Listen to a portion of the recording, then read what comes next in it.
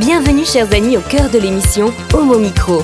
Homo Micro, l'émission qui se prend en mots. Au cœur de la culture LGBT, QI+, Brahim Naik Balk, entouré de ses chroniqueurs, inonde de couleurs les ondes depuis 2004. L'aventure continue avec cette nouvelle émission qui commence maintenant. Avec le cercle des chroniqueurs, ravi de vous savoir à l'écoute, où que vous soyez, bonjour ou bonsoir à toutes et à tous. LGBT+, jeux vidéo, c'est avec Anna Aguirre. Bonsoir Anna. Bonsoir Brahim, bonsoir à tous. Bonjour à Nicolas Rividier pour le plus de l'actu. Comment ça va Nicolas ? Bonjour à tous, ça va très bien. Ce soir, on se penche sur les charlatans du Covid et pourquoi douter de tout n'est pas forcément une bonne chose. LGBT+, série TV, David Alphen est avec nous. Bonsoir. Bonsoir Brahim, mais oui, ce soir on va parler de la fin du concept du crypto-gay dans les séries TV. En régie pour la réalisation, le bon duo, il s'agit bien de Amy Aguirre et Nathan Hilero. Bonsoir à tous les deux. Bonsoir Brahim. Homo Micro, le cercle des chroniqueurs. Le cercle des chroniqueurs, tout de suite on va démarrer avec, justement, on parlait de Anna, et ça va être Anna qui va démarrer sa chronique pour cette, on va dire, avant dernière émission de l'été. Alors tu nous emmènes dans un univers différent dont on a un peu parlé jusqu'à maintenant, celui des jeux vidéo, Anna. C'est ça. Alors, pour la petite anecdote, cette chronique, j'en ai eu l'idée parce que je jouais à Valorant avec des amis il y a quelques temps. Et en fait, dans ce jeu, on est représenté par des bannières. Et depuis quelques jours, il y a des bannières aux couleurs du drapeau LGBT qui sont apparues. Du coup, je me suis demandé pourquoi. Donc, j'ai fait mes petites recherches. Et Riot Games, le studio qui possède le jeu, en fait, a lancé pour le mois des fiertés un événement en proposant des items, des icônes et des contenus gratuits aux couleurs de la communauté LGBT. Il faut savoir que Riot Games va également proposer des produits dérivés pendant 2 mois et 100% des recettes vont être versées à l'association It Gets Better, avec qui ils ont un partenariat depuis 4 ans. Donc, juste pour la petite info, c'est une association qui a pour but de soutenir toutes les personnes qui appartiennent à la communauté LGBTQI+, en créant des événements et du contenu pour tous et dans le monde entier. Par exemple, le 23 et 24 juin prochain, ils vont faire un live de 2 jours sur YouTube avec plein d'intervenants. Selon leur dire, la célébration des identités des joueurs est cruciale pour construire une expérience de jeu diversifiée et inclusive. C'est pour ça qu'ils décident d'aborder une représentation avec plus de respect et plus d'authenticité. Et ils travaillent depuis quelques années pour que chaque joueur puisse se reconnaître dans les personnages et dans les jeux, tout en s'engageant dans une meilleure représentation. Alors tu t'es donc posé la question, Anna, de la place de la communauté LGBT dans ce milieu, n'est-ce pas ? C'est ça. Du coup, j'ai fait quelques recherches et j'ai trouvé que, par exemple, les studios Ubisoft, qui sont des studios très très connus dans le monde du jeu vidéo, possèdent plusieurs groupes de discussion sur ce thème dans leurs studios autour du monde. Et le but, en fait, c'est de favoriser les initiatives et de sensibiliser au sein même du groupe sur le sujet et créer un environnement de travail beaucoup plus sain. Il faut savoir qu'en France, peu avant la création du groupe, il y a eu la mise en place d'une semaine de rencontres et d'informations sur la diversité.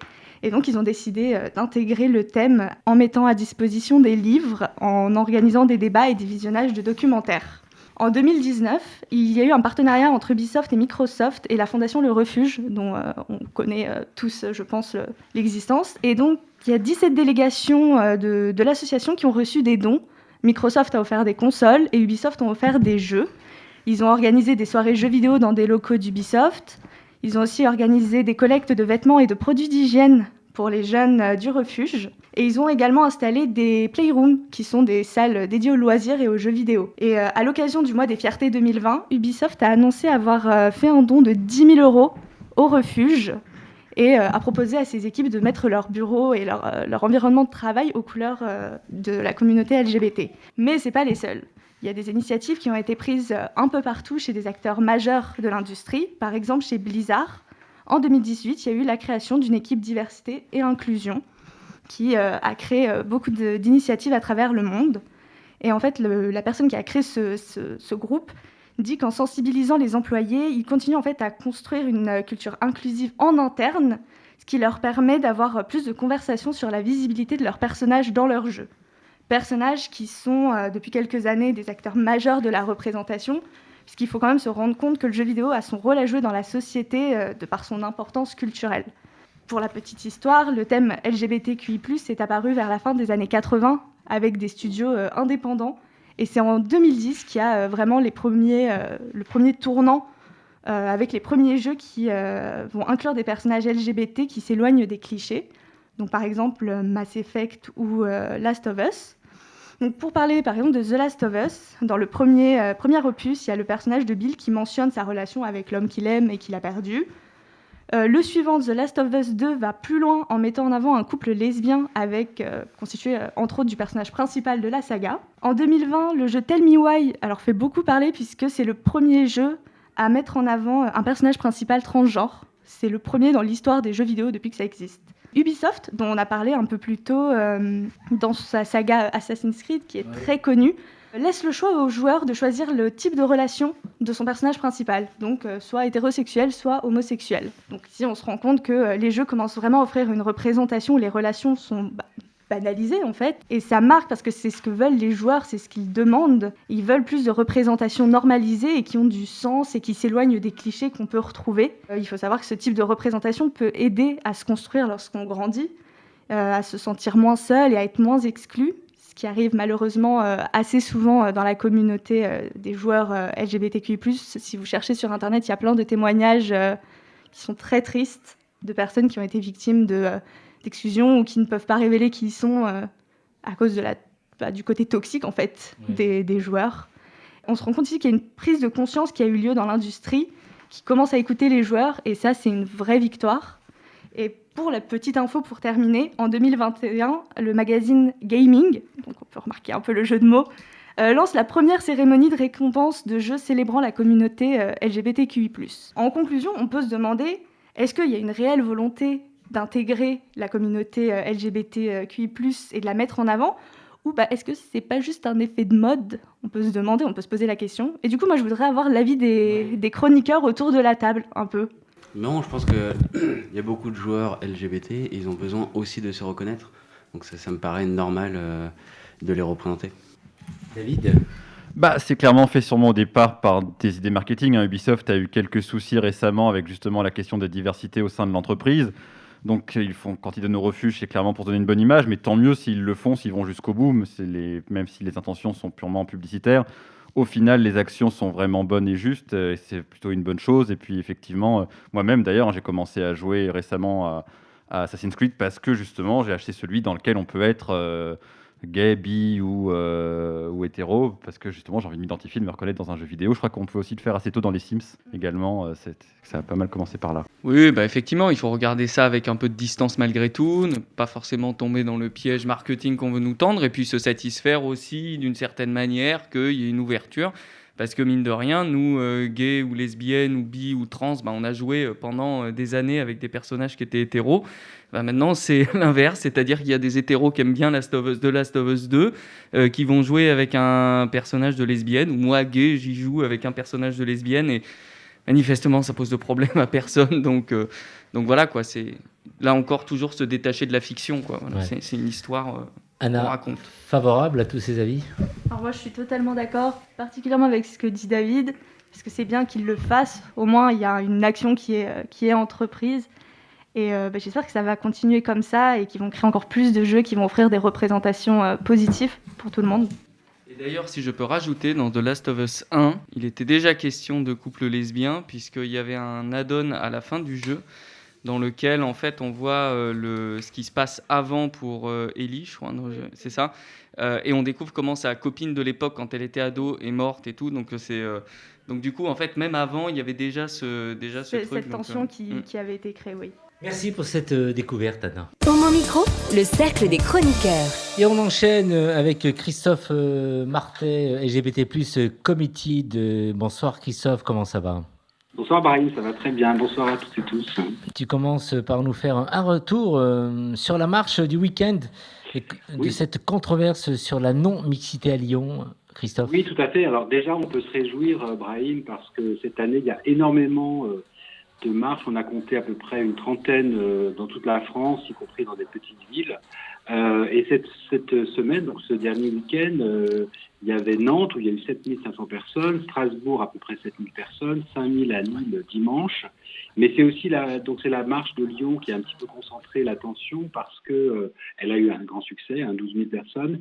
Mais c'est vrai qu'il y avait une petite controverse, notamment parce que dans ce parcours, enfin dans ce cortège, il y avait un cortège en non-mixité pour les personnes racisées, et ça a pu provoquer voilà, des débats, des discussions au sein même des associations, puisque certains et certaines comprennent tout à fait et demandent et réclament que justement les personnes racisées ou les personnes trans soient plus visibles dans des espaces peut-être plus safe entre guillemets dans la marche, et puis d'autres qui considèrent que ce jour-là, il faut être un petit peu toutes et tous ensemble, que c'est le jour de la fierté, et il y avait un peu des tensions, mais finalement c'était assez bon enfant et tout le monde a pu participer.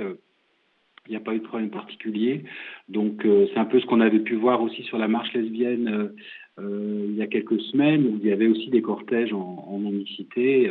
Bon, ça fait partie maintenant du paysage associatif. Faut-il s'en réjouir? Faut-il le critiquer? Moi, j'ai fait un édito là-dessus vendredi pour dire que tout le monde est à la marche, et puis qu'il y a toujours eu des tensions.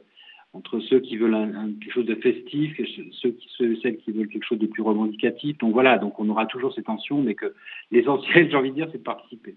Justement, pour parler de marche, la prochaine, celle de Paris, va marcher à partir de Pantin jusqu'à Paris. Et c'est avec aussi des personnes qui avaient organisé il y a quelques années, l'année dernière, la marche qui était partie de Saint-Denis, n'est-ce pas?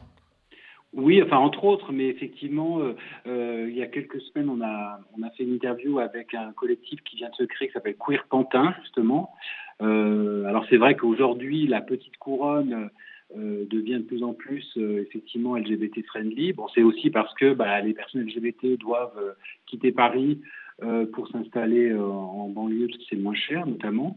Mais c'est bien qu'une marche justement, qui est une marche de l'Île-de-France, voire même presque nationale, quelque part, partent justement d'un autre endroit que Paris-Centre, en fait. Donc ça, c'est plutôt pas mal. Là aussi, il y a certaines personnes qui critiquent, mais moi, je trouve ça très bien. Christophe Lepulse d'Orlando devient un mémorial national. Oui, tout à fait. Donc, en fait, vous vous souvenez que le Pulse, donc c'est cette discothèque LGBT à Orlando, en Floride, qui avait fait un attentat terroriste, qui avait fait 49 morts à l'époque, hein. C'était le plus grand, avec l'attentat le plus important dans ce type de... Enfin, pour une attaque, on va dire, nationale. C'était pas des terroristes extérieurs aux États-Unis. Et il y avait eu plus de 50 blessés aussi. Et donc, ce nightclub vraiment représente aussi, finalement, à la fois les avancées, mais aussi les dangers et les discriminations qui sont encore légion envers les personnes LGBT+.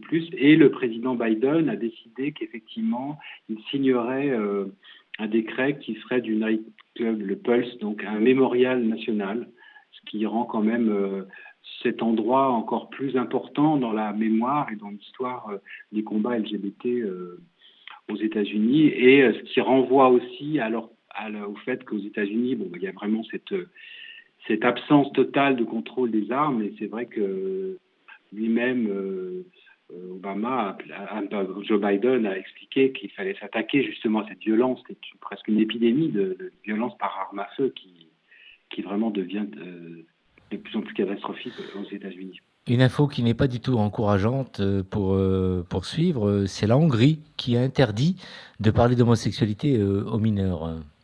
Oui, alors on voit bien que la Hongrie de Viktor Orban regarde du côté de ce qui se fait notamment en Russie, puisqu'on sait que depuis plusieurs années maintenant, une loi interdisant entre guillemets la propagande homosexuelle donc à court en Russie, et on voit bien que c'est une loi qui est surtout destinée à bâillonner le mouvement LGBT, et Donc il y a 5 ONG qui, là, en Hongrie, se sont manifestées pour dire que cette loi en Hongrie elle est vraiment catastrophique, puisque à la fois ça pourrait toucher les programmes éducatifs, mais aussi les publicités, mais aussi les livres, etc. Donc on est là à la fois dans un cas effectivement de censure, d'absence de liberté d'expression, mais aussi bien sûr c'est un pays qui veut imposer des valeurs traditionnelles chrétiennes et Viktor Orban en a vraiment fait son cheval de bataille, mais ce qui est plus inquiétant, c'est un peu l'absence finalement de réaction et le silence de l'Europe qui annonce des sanctions, qui va oh là là on va prendre des sanctions, mais finalement il ne se passe rien. Et on va terminer, Christophe, pour parler PMA. Alors, votre dernière ligne droite, c'est votre enquête en 2 parties sur ce que peut faire la CED, c'est bien comme ça qu'on dit, pour les personnes LGBTI? Alors là, on parle de la CEDH, oui. La CEDH, donc c'est la Cour européenne des droits de l'homme. Donc la PMA, effectivement, va être mise en place enfin, mais c'est évidemment trop tard, et je pense à toutes nos copines lesbiennes ou aux hommes trans qui n'ont pas pu accéder à la PMA parce que l'horloge biologique, elle est ce qu'elle est, elle n'attend pas les lois pour avancer. Et malheureusement, il y a énormément de copines et d'amis qui n'auront pas pu accéder à la PMA. Quant à la CEDH, dont on revient à l'Europe, c'est la Cour européenne des droits de l'homme. Et c'est vrai que depuis quelques années, elle s'intéresse beaucoup aux questions LGBTI. Elle a pu résoudre des problèmes de discrimination. Et on a enquêté justement sur cette Cour européenne des droits de l'homme et comment elle pouvait s'emparer de sujets. Donc c'est Hélène Molinari qui a enquêté pour nous et dans plusieurs pays pour voir qu'effectivement alors ce sont des démarches juridiques longues, mais qui permettent de sanctionner parfois les États pour non respect des libertés des personnes LGBT. Pour terminer, quelque chose de frais du côté de Comedid? Alors, quelque chose de frais, je ne sais pas. En tout cas, un très beau film que nous encourage à voir Franck Finance Madjugera, qui est notre chroniqueur ciné, et qui est un printemps à Hong Kong, donc un coming out, enfin un coming of age, il a appelé ça un coming of age tardif. En fait, ce sont 2 hommes, l'un est chauffeur de taxi, l'autre retraité, qui se rencontrent, 2 hommes assez âgés, qui se rencontrent. Et en fait, donc c'est une jolie histoire d'amour, contrariée bien sûr, parce qu'ils ont dû vivre cachés, mais aussi parce que ce qui est intéressant dans ce film, c'est que ça s'est appuyé sur un livre qui était l'histoire justement des hommes gays âgés à Hong Kong, et c'est tout un pan de la société hongkongaise et chinoise qu'on découvre justement à travers ce film. Donc qui en tout cas a l'air effectivement, je ne l'ai pas encore vu, mais qui a l'air effectivement très très intéressant et touchant. Et fais réagir un peu autour de cette table pour voir un peu les chroniqueurs qui souhaiteraient réagir sur l'info que tu viens de développer, l'info committee de Étienne. Moi, je reviendrai sur sur la première info, sur la non-diversité dans nos Gay Pride. Je trouve que c'est un vrai drame qui n'est pas étonnant et qu'on retrouve à tous les niveaux, par exemple sur les sites de rencontres avec les No Asiates, No Black, etc.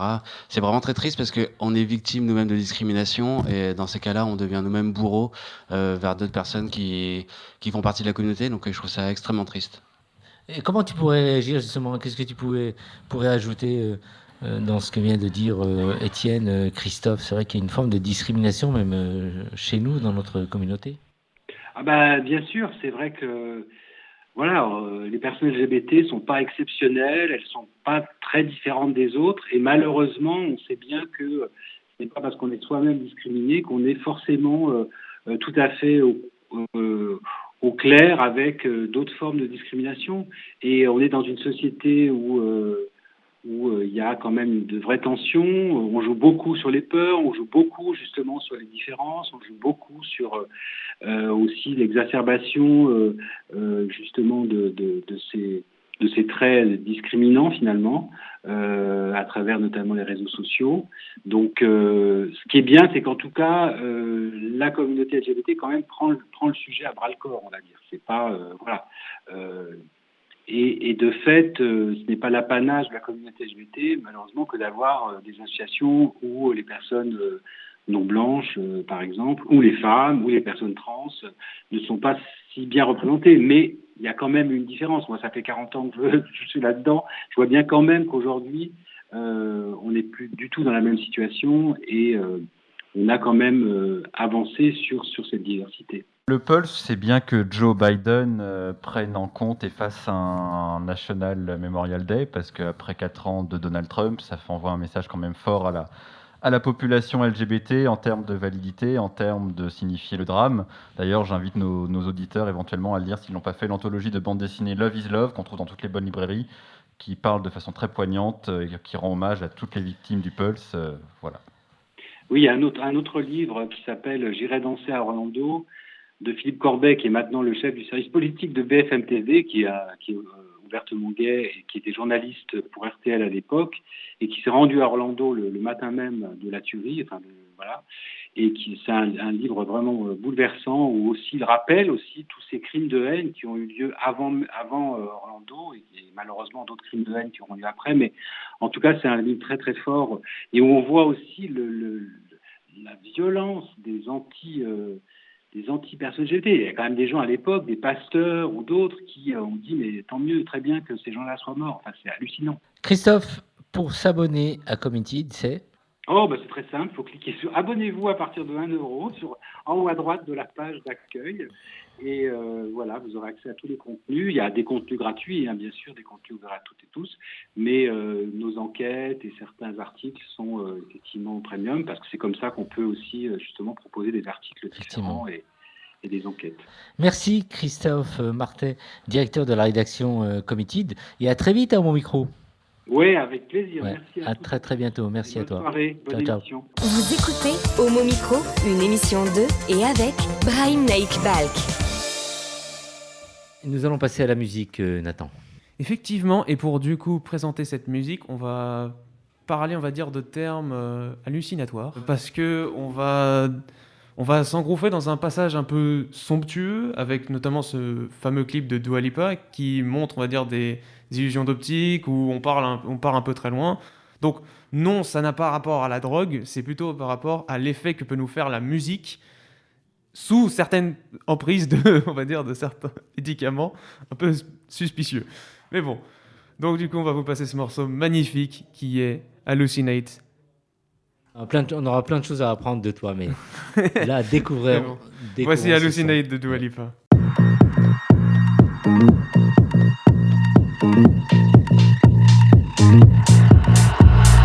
Pocket full of honey and I'm ready to go. No, I ain't got no money, but I'm letting you know that I'ma love you like a fool. Breathe you in till I hallucinate.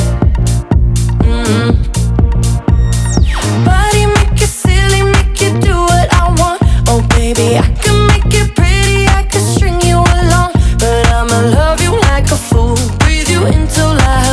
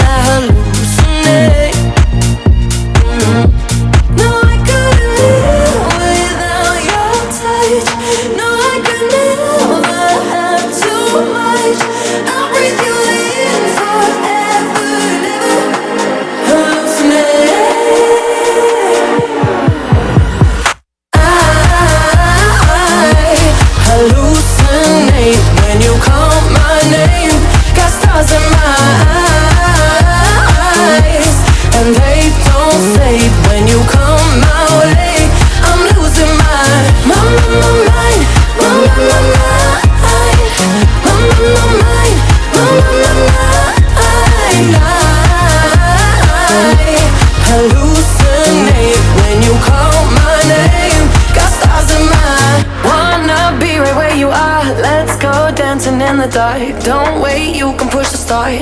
Lose control. Kill me slowly with your kiss. Wrap me around your fingertips. Damn, I need another hit. Make me lose my mind. Hallucinate when you call my name. Got stars in my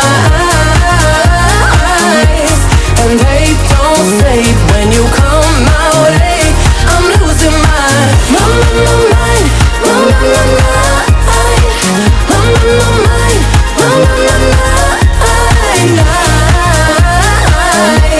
Hallucinate when you call my name. Got stars in my. Homo Micro, le cercle des chroniqueurs. Et on enchaîne avec Nicolas Rividi pour le plus de l'actu. Alors Nicolas, avec toi ce soir, un plus de l'actu, on parle de complotisme et de méthode scientifique, c'est bien ça ? Oui, Brahim, voilà 6 ans que je vous impose mes analyses de haute volée dans des domaines dans lesquels je n'ai aucune compétence. Donc ce soir, je vais étaler mon verbe comme de la confiture sur un sujet qu'a priori je connais un peu. Alors la période n'est ni propice à la mesure ni au recul nécessaire qui commande à l'approche dite scientifique. Bref, c'est franchement la merde, ce n'est pas prêt de s'arranger. Alors à défaut de moucher la moitié de l'internet complotiste, je vais essayer de vous expliquer la différence entre une vidéo qui vous dit que la Terre est plate et un livre qui vous démontre qu'elle est ronde, ou encore entre un savant de Marseille qui vous dit qu'un traitement est efficace et une étude scientifique qui, elle, vous démontre le contraire. Mais avant, il faut bien comprendre que la recherche et la connaissance scientifique subissent les coups de boutoir conjoints de nos gouvernements qui les affaiblissent depuis plusieurs dizaines d'années, et dans le même temps d'une explosion des spiritualités en tout genre, alimentant une bourgeoisie en quête d'immatériel. Rien de tel pour instaurer la confusion. La recherche scientifique est la cible des fantasmes les plus abjects, érigée en religion parmi d'autres, qui auraient ses apôtres, ses fidèles, ses prêtres et ses gardiens du dogme. Tout ne serait donc que croyance en le réchauffement climatique ou non, croyance en l'efficacité d'un médicament ou non, d'un vaccin ou non, de la théorie de l'évolution ou de la Terre ronde ou du Soleil au centre de notre système planétaire ou non. Bref, le monde grouille d'alternatifs qui érigent leurs croyances en science et renvoient la science au rang de croyance. Mais quelle est donc la différence entre la croyance et la science ? Derrière cette confusion se cache un mésusage profond du doute. Il y a 21 ans, jour pour jour, je passais mon bac de philo. Et le sujet était focalisé sur un texte de Alain qui démarrait par « Le doute est le sel de l'esprit ». Voilà donc une belle formule, digne d'être recopiée tout entière à la fin d'un agenda de lycéen, mais bien incomplète si de tout le texte on ne retient qu'elle. Car si l'exhausteur sublime l'aliment, un peu fade, sa présence en excès le rend immangeable, voire toxique pour l'organisme. Il faut, en ce domaine comme en beaucoup d'autres, de la mesure et de la méthode. La croyance, elle, est dépourvue de doute. Elle établit, elle postule, elle édicte, elle définit, elle entérine, elle affirme, elle ne laisse aucune place au débat. Les premiers humains ont sans doute vu que la Terre était plate. C'est finalement l'évidence, je mets au défi d'ailleurs quiconque, d'attester du moindre indice de rotondité de la Terre depuis un point de vue terrestre, à l'exception de quelques montagnes, dont certaines d'ailleurs ont dû être interprétées comme des limites du monde à un moment donné. La Terre est irrémédiablement plate. Cette conclusion est le fruit du non-doute, le fruit d'un constat qui semble si fort en lui-même que rien ne saurait le remettre en cause. Et pourtant, au fur et à mesure de l'évolution de ses besoins, l'humanité a dû questionner sa compréhension du monde et la confronter à ce qui était déjà tenu pour sûr. Souvent, ce questionnement l'a conduit à abroger certains concepts pour les remplacer par d'autres, plus habiles à décrire un monde qui s'étendait sans cesse. Le doute a toujours précédé ces bouleversements. La science, elle, n'est que le fruit de ce doute. C'est parce qu'il y a un doute qu'il y a la recherche. Mais cela suppose un prérequis. Respecter une méthode faite d'hypothèses, d'observations, de confrontations et de conclusions valables dans un cadre posé et uniquement dans un cadre posé. En somme, on n'oblige pas un ou une scientifique à avoir raison. On l'oblige à se conformer à une méthode afin que d'autres de ses collègues ou de ses successeurs puissent facilement tenter de reproduire ou d'améliorer ce qui a été fait. Cette méthode n'est pas une lubie de scientifiques extrémistes du XXe et XXIe siècle. C'est une façon de travailler qui remonte à une lointaine antiquité. C'est avant tout une contradiction intime, avant la contradiction des pairs et de la société tout entière. En cela, elle ressemble à ce que l'on apprend en philosophie, elle ressemble aussi au travail du juge d'instruction. Il s'agit d'un débat pour soi-même où la réponse ne peut jamais être oui ou non. Un doute qui aboutirait à une réponse franche serait en fait un prétexte pour proscrire le doute futur et créer un dogme.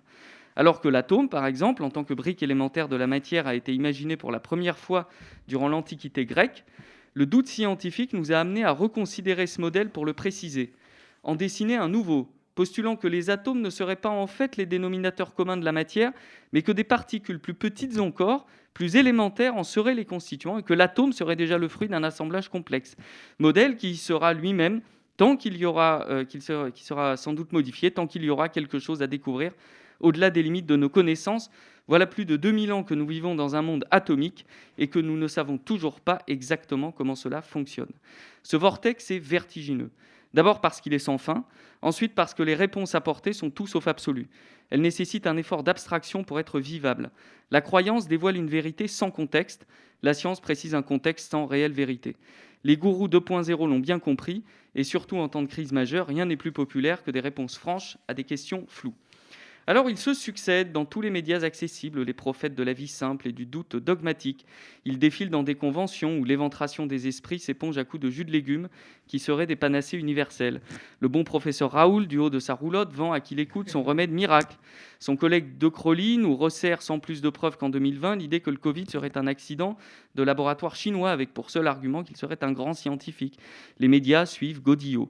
Bigard ou Lalanne s'inventent une dictature dans laquelle on expérimenterait sur nous un vaccin scélérat rempli d'antennes 5G pour nous contrôler à distance.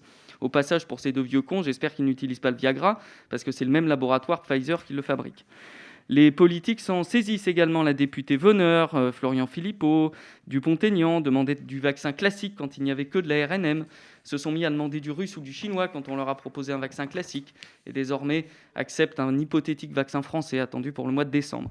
Il reste la masse des médecins de circonstance qui se fantasment des carrières médicales pour alerter la population de soi-disant effets secondaires qui seraient cachés ou de particules actives inoculées opportunément à l'occasion de cette vaccination qui n'en serait pas vraiment une contre une épidémie qui, elle non plus, n'existerait pas. Notez bien que chez les complotistes aussi, il y a débat entre deux crottes de nez collées sous une chaise.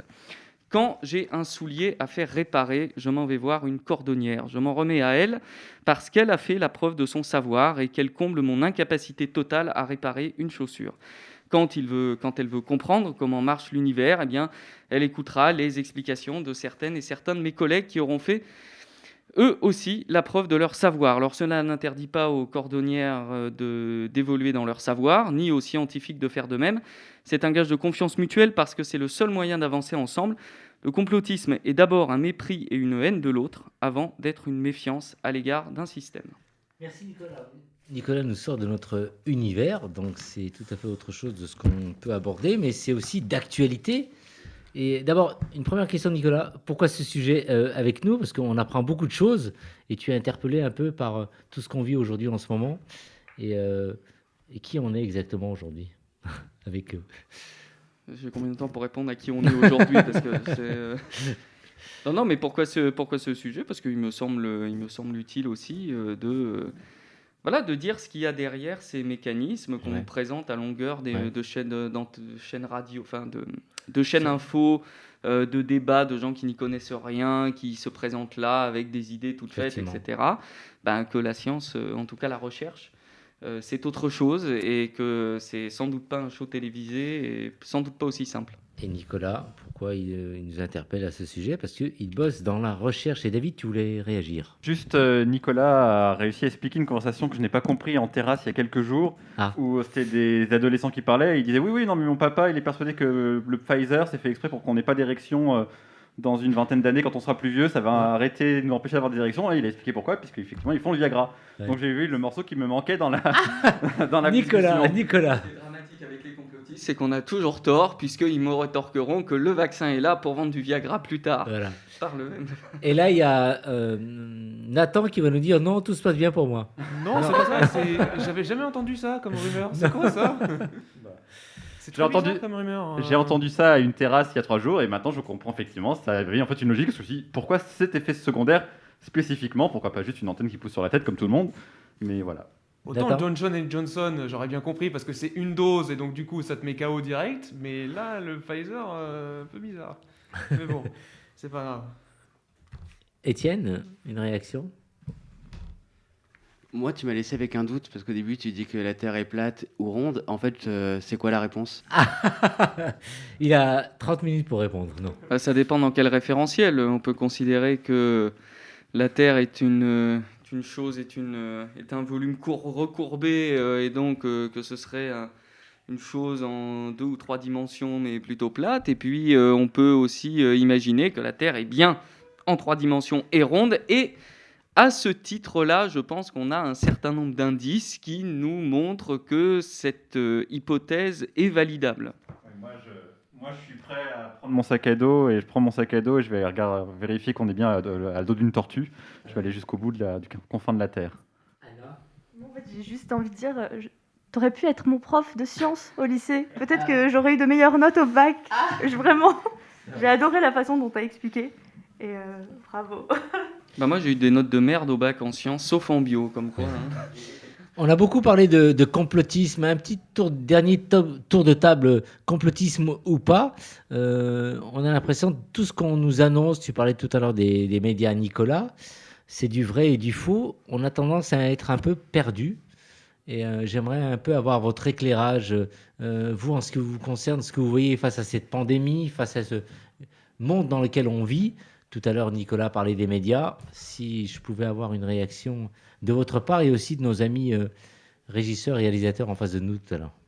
C'est vrai qu'on est un peu perdu parce que quand tu regardes une chaîne, on va te donner des infos, puis tu en regardes une autre, on va te donner autre chose, puis tu vas sur Twitter, on va te donner encore une autre info. Ouais. Et c'est un peu compliqué de s'y retrouver. Et puis même dans les infos qu'on donne, on a le vaccin, finalement, il faut 3 doses. Mais en fait, non, si tu as eu le Covid, il en faut que 2.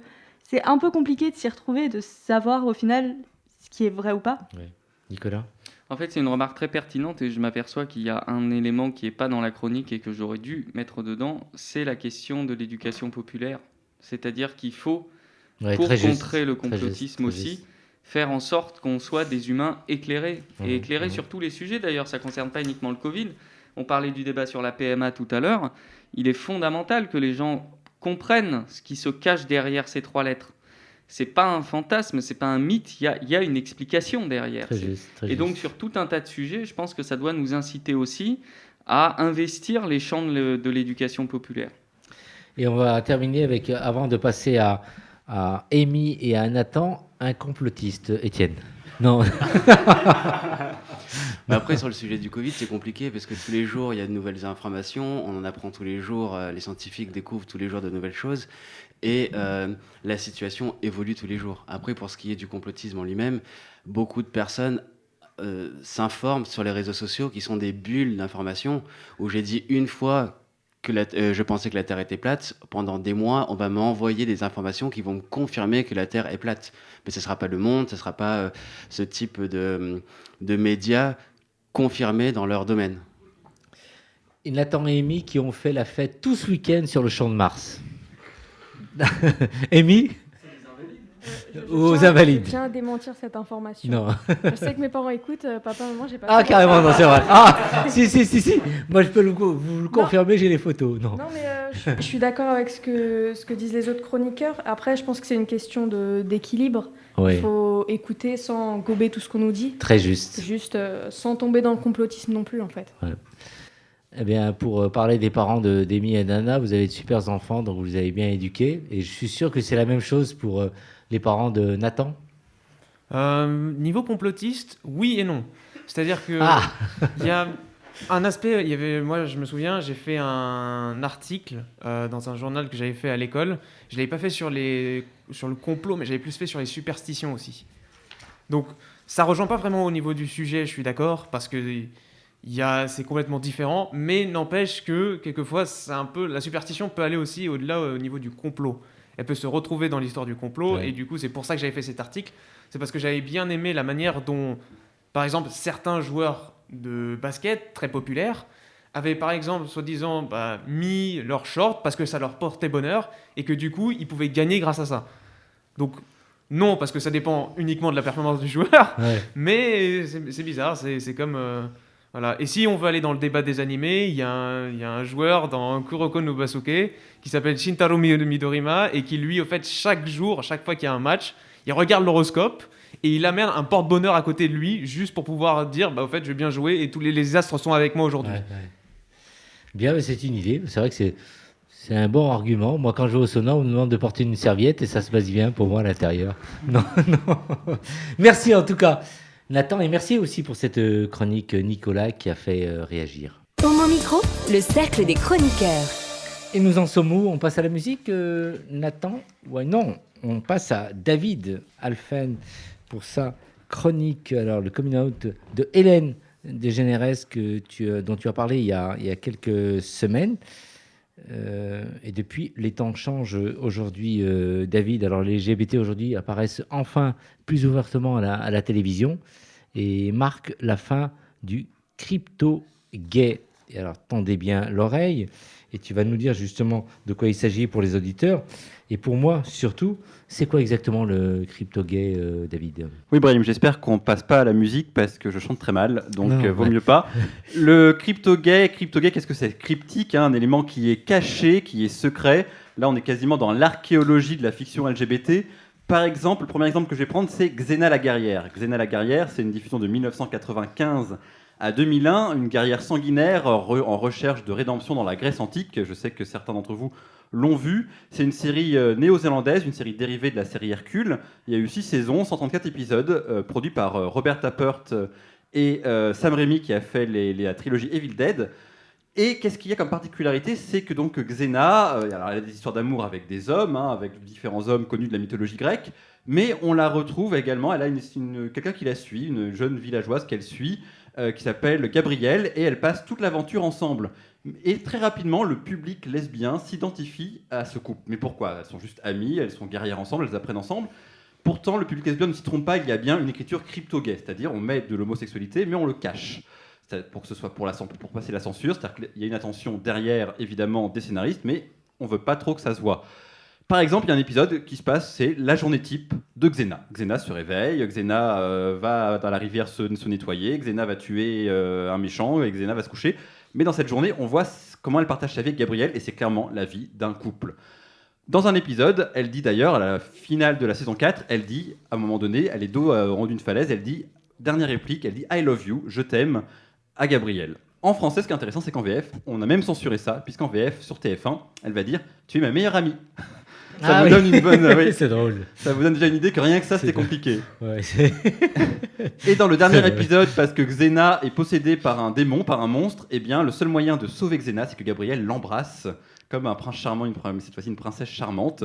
Donc on est vraiment jusqu'au bout, ils vont trouver des moyens, des solutions pour justifier le fait qu'en fait, elles sont plus ou moins ensemble, mais sans jamais y aller, et pour le public lesbien, c'est très important.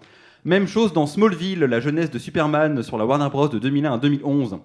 Il y a plusieurs auteurs gays dans les scénaristes de Smallville, mais pareil, ils n'ont pas le droit de montrer ça. C'est Superman, c'est une icône, les États-Unis, la force, même si c'est en fait l'immigré ultime, mais ça, pareil, ça c'est un petit peu disparu au fur et à mesure.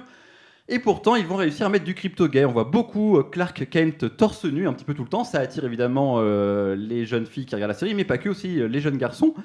Et quand on le voit torse nu, étonnamment, ce n'est pas avec Lois Lane ou Lana Lang, c'est les demoiselles qu'il aime, mais plutôt avec Lex Luthor ou Oliver Queen. Ils viennent lui rendre visite et il est dans la grange, en train de mettre du foin, toujours torse nu, transpirant. Ça permet de faire une espèce d'homo-érotisme un peu sage, alors qu'en fait, en 218 épisodes, il n'y a jamais eu un seul personnage LGBT dans toute la série. Ce qui est dingue, c'est une série pour ados qui se passe dans un lycée, il n'y en a jamais eu, donc les scénaristes contournent la censure comme ça. Merci vraiment de nous éclairer dans ce domaine, j'ai beaucoup appris. Dis-nous maintenant, quelles sont les séries avec des héros ouvertement LGBT ? Donc le crypto-gay va enfin pouvoir s'arrêter grâce au coming out d'Hélène Desgeneres. On commence avec Buffy contre les vampires, qui a existé de 1997 à 2003, d'ailleurs sur la même chaîne que Smallville. L'histoire de la tueuse de vampires qui doit jongler entre sa vie de lycéenne et sa mission de super-héroïne. Et on a le personnage de Willow, un personnage féminin qui va faire son coming out après être sorti avec un garçon pendant 3 saisons.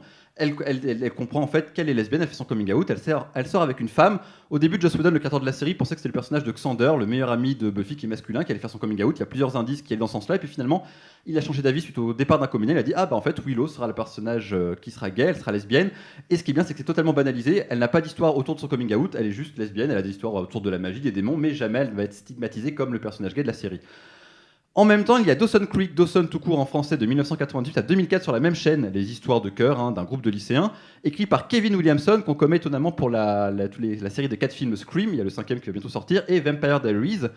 Kevin Williamson est ouvertement gay, la série est également produite par Greg Berlanti, ouvertement gay, et le personnage de Jack McPhee, un footballeur de l'équipe de foot du lycée, va lui faire son coming out. Là, pour le coup, le personnage existe vraiment pour raconter les questions LGBT, son coming out, le rejet de ses parents, les difficultés à s'accepter, mais il va surtout y avoir un des tout premier baiser gay à la télévision grand public, et ça c'est un vrai changement. Le bisou, on le voit, il est assumé, et ça c'est top. Également sur une grande chaîne, Will and Grace. Will and Grace, l'histoire d'une colocation entre une jeune femme et son meilleur ami gay qui va durer 11 saisons. Et là, on est à peu près la même année, c'est-à-dire que Buffy, le Willow qui devient lesbienne, c'est en 2000, Jack qui fait son coming out, c'est en 2000 aussi, et pareil pour Will and Grace, on est également en l'an 2000.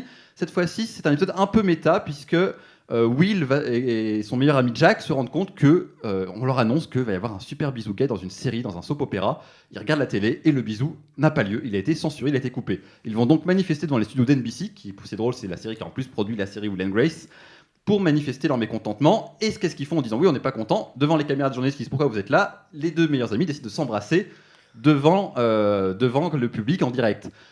Après, le baiser évidemment n'est pas suivi. Ce qui est bien, c'est que c'est deux meilleurs amis, donc il n'y a pas d'histoire d'amour. On peut s'arrêter là. Et effectivement, ça va être beaucoup plus timide après dans Will and Grace, alors que le personnage principal est homo, pour avoir d'autres bisous gays. Mais quand même, c'est un sacré changement. L'année 2000 va marquer un grand changement. Et c'est quand même. Et en plus, après, Will and Grace est revenu récemment. Et pour le coup, c'est ça qui est bien. Ils ont pu être beaucoup plus riches en gestes d'affection LGBT. Donc voilà, le changement commence à arriver grâce à toutes ces séries. On commence vraiment à être à l'aube d'un grand changement. Et d'ailleurs, ce grand changement, on en parlera la prochaine fois, puisque ce sera avec Queer as Folk, l'anglaise et l'américaine, et The L Word. On rentre vraiment dans le vif du sujet. Et pour conclure, alors ton conseil série de la semaine, David? Alors d'abord, Years and Years, mini-série de Russell T. Davies, le papa britannique justement de Queer as Folk et du reboot de Doctor Who. C'est une dystopie très proche de nous, très réaliste, assez flippante même, passionnante et follement politique et humaniste, avec des héros LGBT comme on aimerait en voir plus souvent.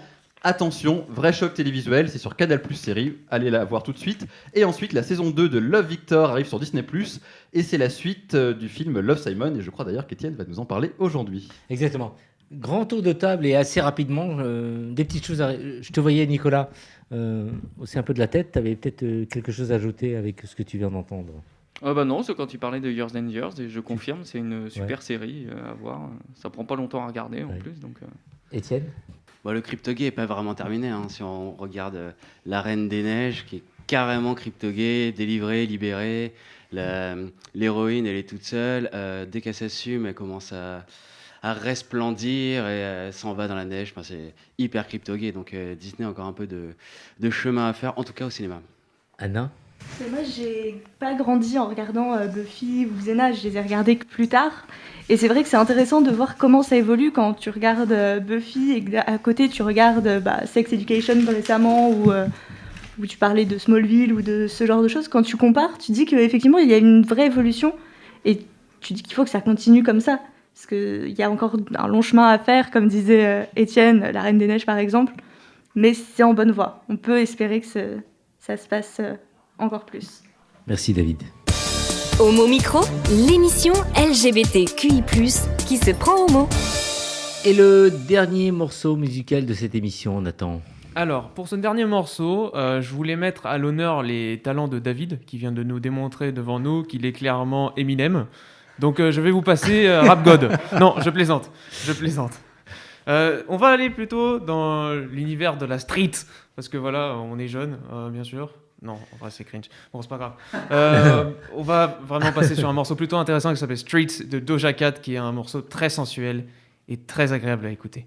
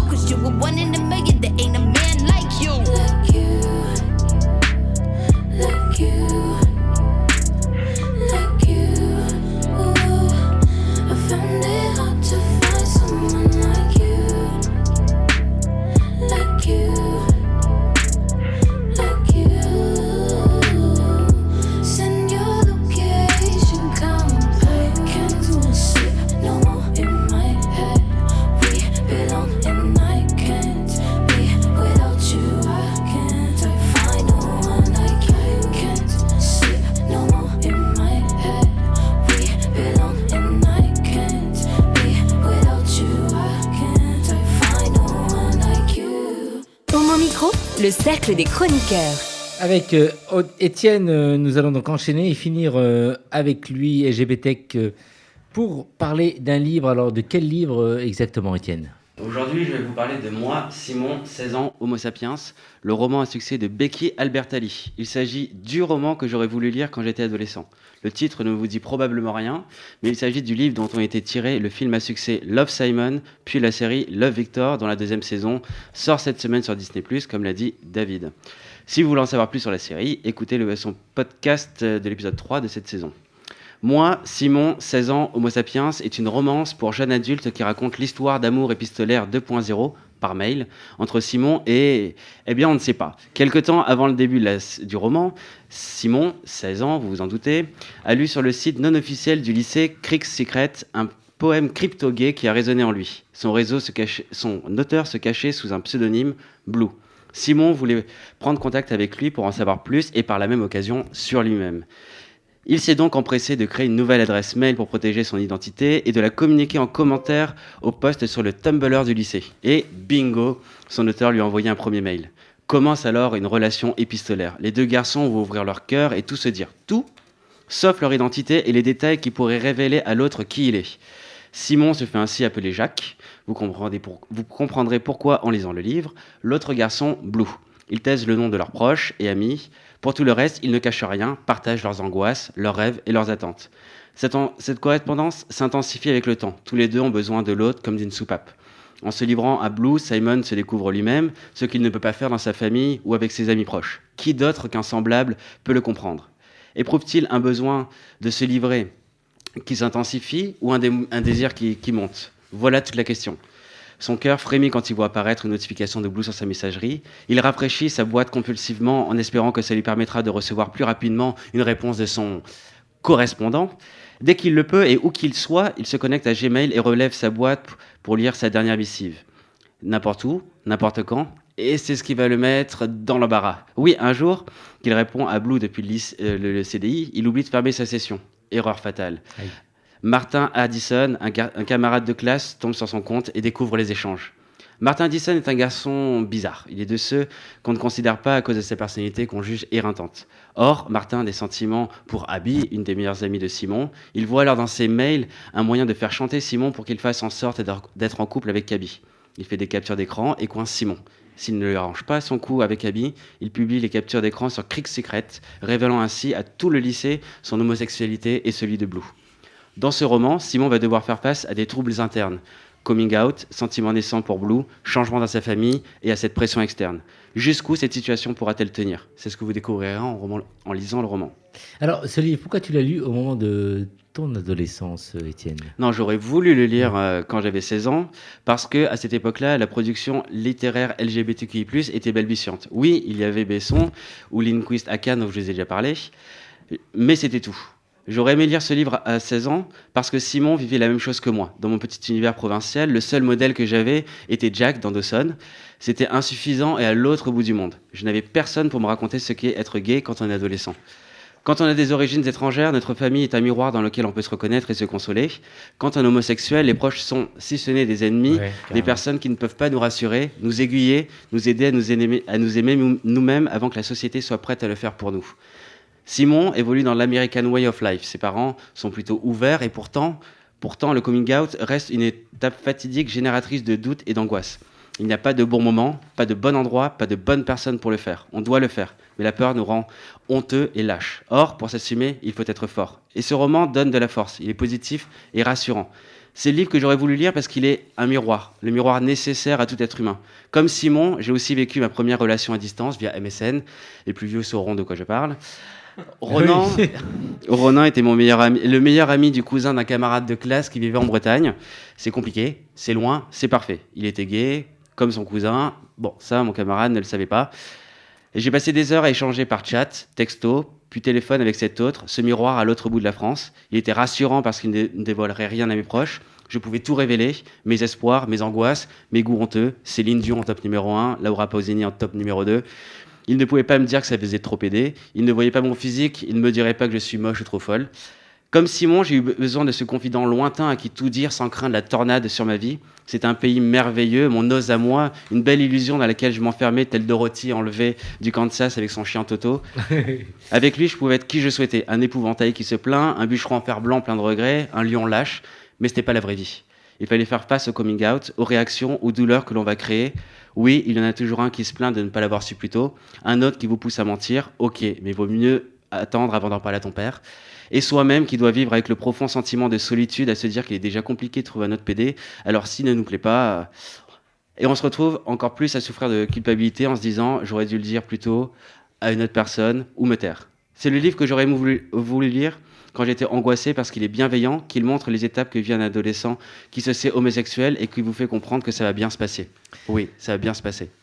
J'ai fait un lapsus tout à l'heure, effectivement, c'est un livre que tu aurais voulu lire, et moi également aussi, mais sauf qu'on est d'une génération qui, tu m'as appris tout à l'heure et ça m'a descendu, je suis de la génération de ton père, voilà, j'ai l'âge de ton père, c'est comme ça, mais... C'est un fait. Et là, dis-nous, c'est un fait, effectivement, et il me descend encore plus, mais c'est pas grave. Donc, dis-nous, maman, tu nous conseilles ce livre, pourquoi? C'est un livre aussi qui pourrait aussi m'intéresser, moi, à mon âge? Oui. Même si ton adolescence n'était pas vraiment la même, j'imagine, les émotions, les sentiments qu'il partage sont universels pour les homosexuels. La honte, la culpabilité et la lâcheté, je pense qu'on les a tous vécus à un moment de notre vie. Et si tu n'as pas envie de le lire, tu as toujours le film ou la série. Ouais. Merci. Alors, et on peut le trouver où? Et je peux le trouver où? Alors, tu peux le trouver, comme toujours, au mot à la bouche, dans ta bibliothèque ou librairie préférée, avec le titre « Moi, Simon, 16 ans, Homo sapiens », ou Love Simon, parce qu'après le film, il a été renommé, et après, tu as toujours Disney+, tu peux revoir la saison d'ici la fin de la semaine, ou sinon, voir les 2 saisons à ce moment-là. Merci en tout cas. On me dit à l'oreille qu'on n'a pas trop de temps pour un tour de table. En tout cas, c'était une formidable chronique de ta part, Étienne, comme toutes les autres, comme celle de Nicolas, comme celle de Anna, comme celle de David. Merci à la réalisation Amy, qui est bien à l'ARIA, avec Nathan. On vous adore, on vous embrasse. Et je suis sûr qu'après l'émission, on va se dire plein de choses. À très très vite. Au revoir. Hey! Oh non! Cette émission est maintenant terminée. Mais un conseil, retrouvez l'ensemble des podcasts d'Homo Micro, l'émission qui se prend au mot, sur toutes les bonnes plateformes de streaming.